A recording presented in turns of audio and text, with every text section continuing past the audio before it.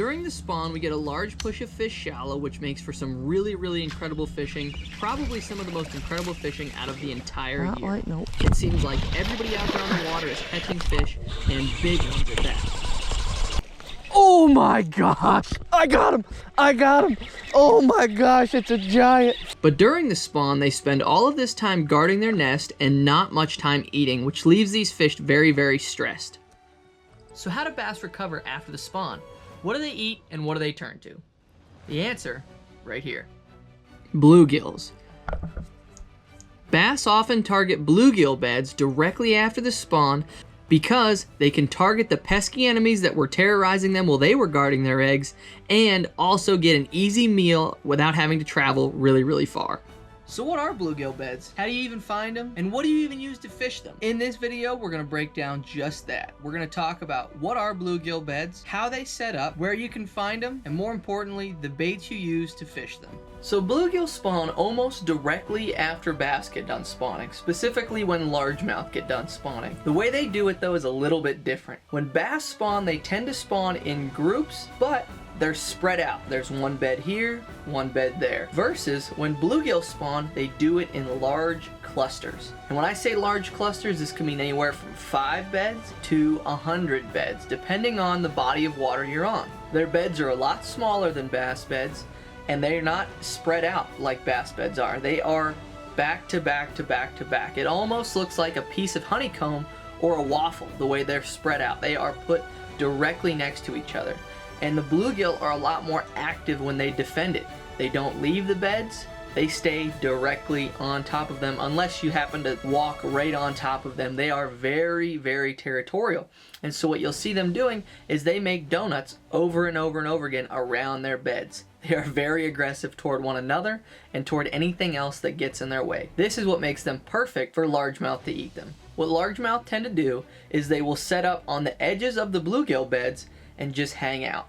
All they need to do is eat maybe one of those every day or one every couple days, because a bluegill is a large meal. And so what you have is you get the biggest of the big largemouth that tend to set up on these bluegill beds. You don't necessarily catch a lot of fish when you find them, but 2 or 3, a small wolf pack of bass, will be set up on each cluster of bluegill beds. All they need to do is ambush one of the bluegill that's guarding the beds, because they're very predictable and very aggressive, so they sit right on top of their beds, and bam, they have an easy meal. Bluegill beds also tend to set up in the same areas that largemouth beds set up. They try to spawn on hard spots, sandy patches, gravel patches, and back in pockets and in the same exact places that bass spawn. This makes it the perfect recovery meal for the bass that just got done spawning. When they get off their beds, they don't have very far to go before they can set up right on those bluegill beds, relax, and recover. So the places that most often hold bluegill beds are going to be areas like shallow points. They don't tend to be in the very backs of pockets. They tend to be more closer toward the main lake. They tend to be closer toward the main lake. So in the mouths of pockets, shallow flats, a lot of the very same areas that bass spawn. Whenever you think about where bass spawn, this is going to be the same places that bluegill beds set up. Now on most lakes, there's not hundreds of bluegill beds. You'll find small patches of them.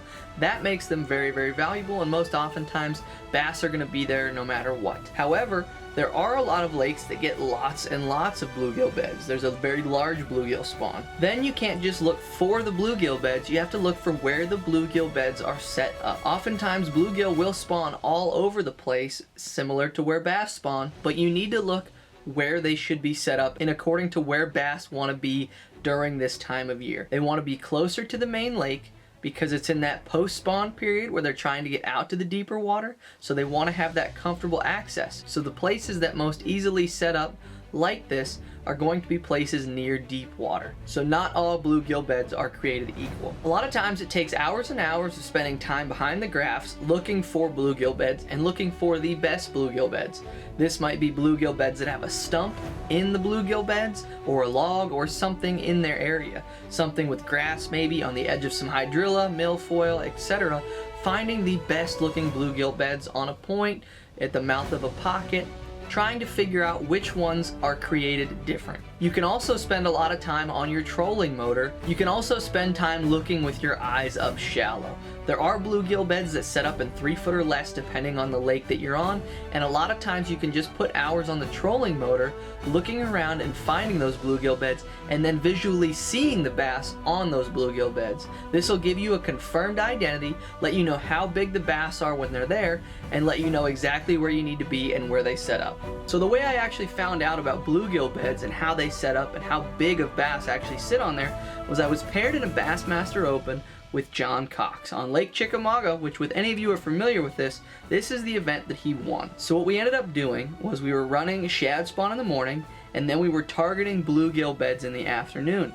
And I was lucky enough to be a fly on the wall in the back seat of the boat, watching as John Cox dissected these bluegill beds. Now what they had happen was there would be 15 to 30 bluegill up on a little flat, and what there would be was there would be 2 or 3 largemouth on each spot that we went to, but each one was big. I remember the one spot we sat on, there was one that was around 4, 6, and 7. Somewhere in that general ballpark, all of them really, really big, and I got to watch John Cox pick it apart with a Wacky Rig. Now, a Wacky Rig isn't the only bait that you can use for it, but it is a good bait. Some of the other baits that work really, really well are going to be topwaters. Bass that are set up on bluegill beds really, really like to eat topwaters. Not sure exactly why, but it triggers them in a certain way, probably because they're so shallow. Some of the topwaters include poppers and spooks. Those do a great job at really triggering those bass and calling them up. Other baits that work really, really good are jigs. We all know a jig does a really good job at representing a bluegill and kind of getting that bluegill imitation. It does a really good job dragging it through the bed,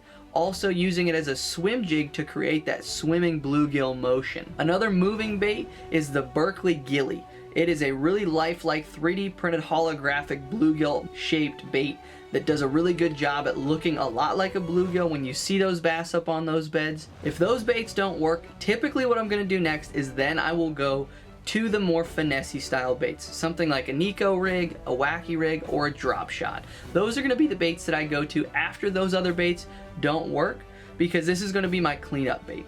What I really like about the finesse baits is the bluegill also eat it. This creates a competition factor in the mindset of the bass, where the bluegill will start to eat it, and it triggers the bass that if the bluegill's trying to eat it, they have to eat it first. When I was fishing with John Cox, he made a cast with a Wacky Rig up onto this bed, and a bluegill came over and was eating his Wacky Rig, and a 7 or an 8 pounder actually came up and ate the bluegill that was eating his Senko, and he never actually caught that bass. It ate the bluegill right off of his Senko. So that's something that can happen, but it's a great way to trigger those bass when you get really, really sunny conditions or really, really pressured fish. Now, bass up on the bluegill beds can be really, really tough to catch because they are so keyed in on just looking at those bluegill. So a way to catch them is generally trying to cast to them before they know you're there. Whether you use your side imaging to find them beforehand, or whether you see them from a long way off and cast to them.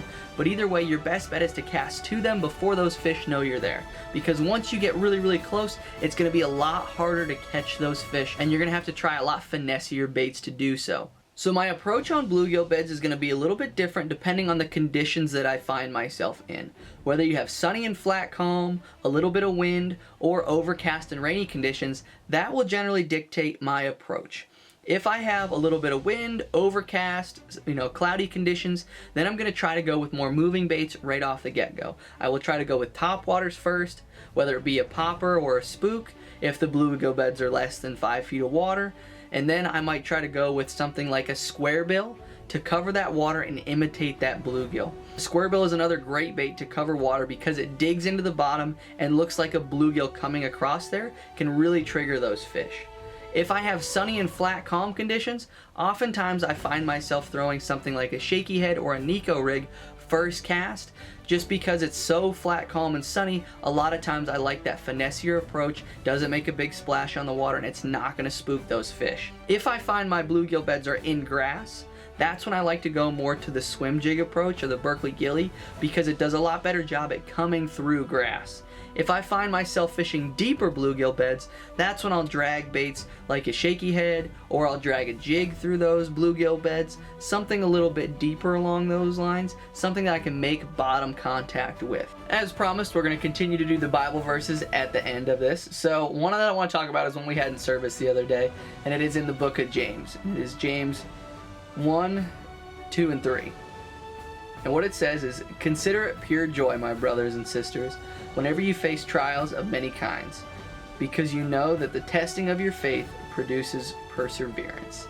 And so what we talked about in my service was how often frustrated we can get when you become face to face with trials, whether it be a jar that won't open, whether it be something that goes wrong on your car, whether it be with work, whether it be financially.